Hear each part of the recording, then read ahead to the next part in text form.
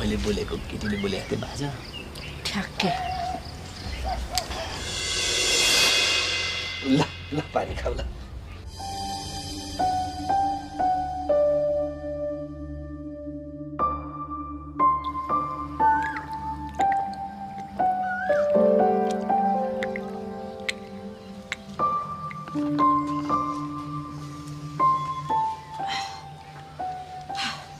तिर्खा लाटे क्या तँलाई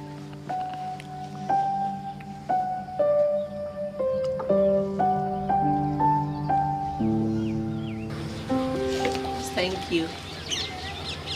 ल अब आज त थाके होला हौ तिमीहरू तर तिमीहरूलाई म एउटा कुरो देखाउँछु ल यहाँ यहाँ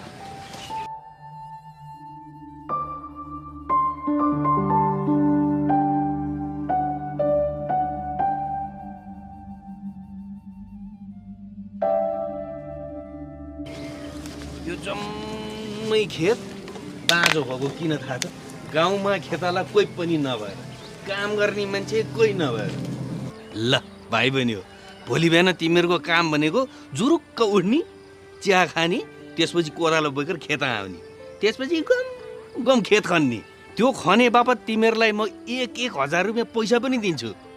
खाना बस्न दिन्छु त भनिहालेको छु 1,000 रुपियाँ पैसा पनि दिन्छु 1000 रुपियाँ यहाँ खेताला नपाएर मान्छेले कस्तो अप्ठ्यारो भइरहेछ तिमीहरू आएको त मलाई ढुङ्गा खोज्दा देउ त मिलाएको त भयो भने अनि के हो त भाइ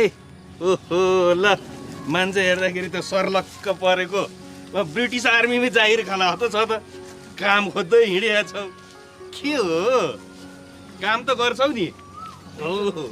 गर्नुपर्छ है काम चाहिँ उसले काम पनि गर्छ तर उ धेरै बोल्दैन क्या